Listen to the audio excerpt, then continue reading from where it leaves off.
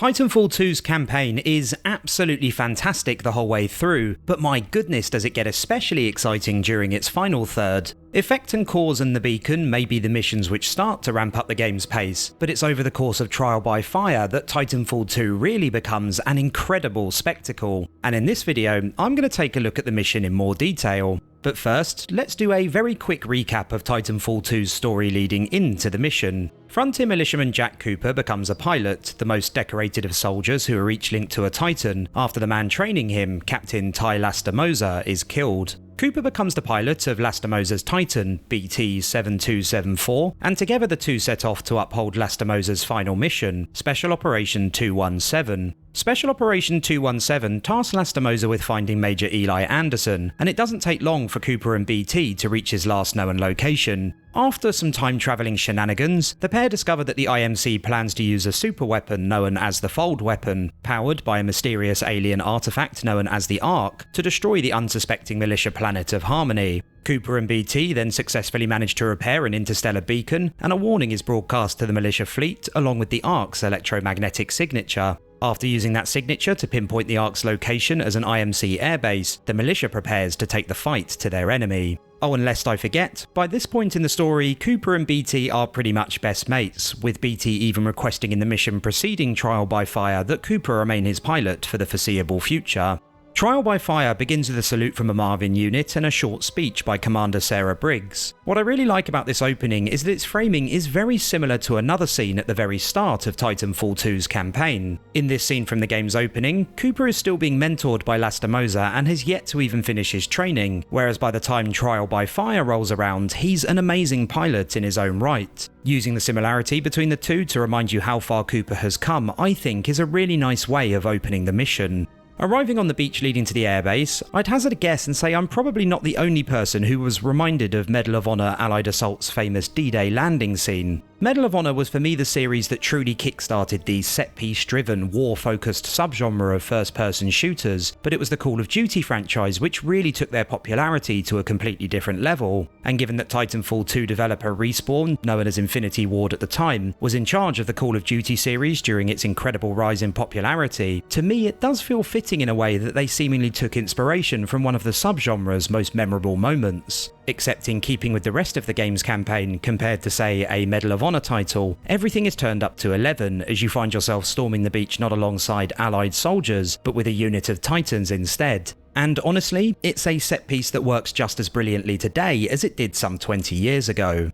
Leaving the beach, you fight your way through another group of Titans and a few foot soldiers who are little more than a minor inconvenience, before eventually reaching the Northstar Titan loadout. Something Titanfall 2 does so well during its campaign is introduce you to these new loadouts at a steady pace, and it's no different during Trial by Fire. The mission also plays into the loadout strengths from this point forwards, and you'll no doubt notice that a lot of the areas firefights take place in during the second half of the mission offer more than a few opportunities to snipe enemies from a distance using the railgun. And of course, there's also no shortage of enemy Titans on the map, making this the perfect mission during which to try out the Northstar's tether trap a few times as well. It might not seem like anything particularly exciting, but getting you used to the advantages and indeed disadvantages of each loadout is a core part of Titanfall 2's campaign. By the time you reach the end of the game's single-player portion, you should have experience both utilising and fighting against all the different loadouts you can equip your Titan with in multiplayer, and Northstar in Trial by Fire is, I think, one of the best examples of Titanfall 2's single-player level design working in tandem with that idea.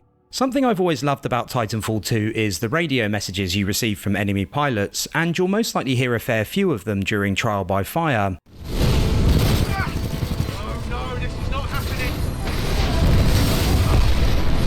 I think they work especially well during this mission, where it's easy to forget that even if most of the combat is Titan on Titan, there are still humans inside them as well.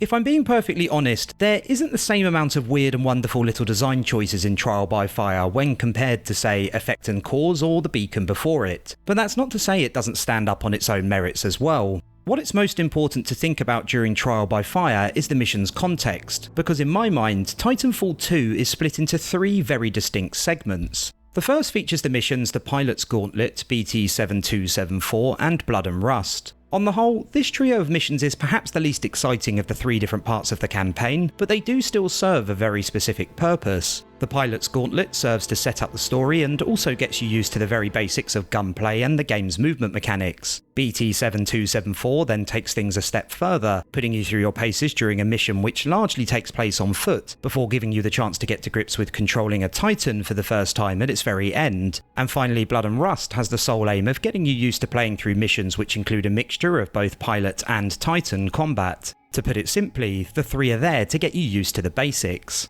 The second segment is where Respawn really begins to have fun with the way Titanfall 2 is designed, once they're sure you've mastered the easy stuff first. Into the Abyss focuses predominantly on pilot gameplay, but also asks you to think a lot more about how you traverse the game's environments. Effect and Cause throws in a frankly extraordinary gameplay mechanic all of its very own, and again asks you to fundamentally change the way you play Titanfall 2. And the Beacon features a relatively even mix of pilot and Titan gameplay, but also focuses on Cooper and BT's relationship, solidifying their friendship in players' minds ahead of the campaign's final third. This set of missions essentially encourages you to think outside the box in the way you use Titanfall 2's mechanics to interact with the world around you.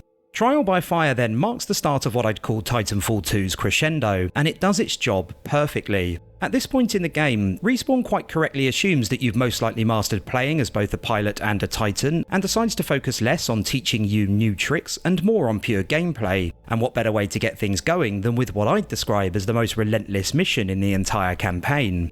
Trial by Fire may not be a particularly nuanced mission, but it does an excellent job of getting your blood pumping as you enter the game's final third, and it's also important in two different contexts. First, to me the Beacon was the mission which clearly demonstrated once and for all that BT trusted Cooper just as much as Cooper trusted BT. Wait a minute. Lastimosa linked you to a rifleman? Yes, he had no other options. Understood. We'll get you transferred to a fully qualified pilot. Objection. Cooper is my pilot. Our combat effectiveness rating now exceeds 90%. Request permission to retain this link.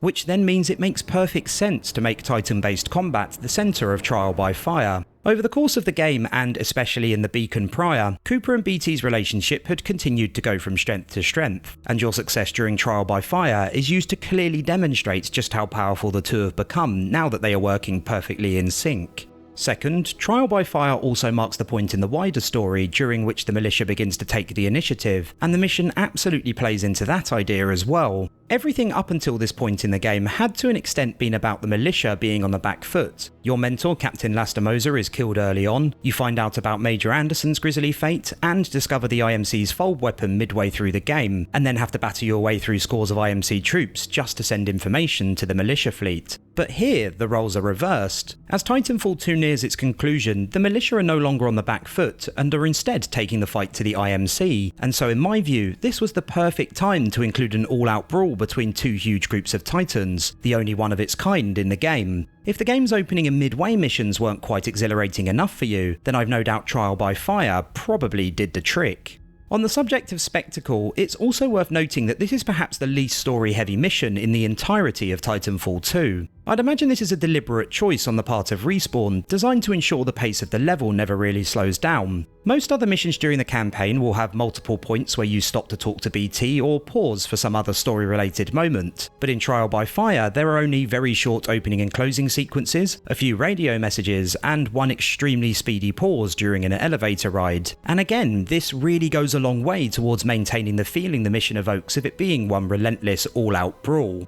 Moving back to the mission itself, and despite their best efforts, the militia's plan doesn't work out, with the IMC managing to load the Ark onto their ship, the IMS Draconis, in the nick of time. I love the fact that Titanfall 2 actually lets you run after the Draconis following the scene of the Ark being loaded onto the ship. Most games would end this mission with the cutscene and not hand back control to players, but here you're allowed to chase after the ship in vain, which does a great job of helping take you down off your pedestal after what has otherwise been a rather brutal but fairly triumphant mission. Sure, you may have triumphed over scores of enemy titans, but as you chase after the Draconis, it all feels a little bit futile. So what to say about Trial by Fire as a whole? Well, it may not be the most nuanced mission in Titanfall 2's campaign, but it also does a fantastic job of setting the tone for the final third of the game's single-player experience. It's a fast-paced, relentless mission which truly makes you feel like you're taking the fight to the enemy, rather than being one step behind them like much of the campaign leading into it. Sure, it's not a particularly subtle mission, but if one thing's guaranteed, it's that there's absolutely no chance you'll come away from it feeling anything other than completely exhilarated. Thanks for watching the video, boys, girls and pilots. If you enjoyed it, do consider liking, subscribing and sharing your thoughts in the comments, as it all really helps the channel, and fingers crossed, I'll catch you all again soon.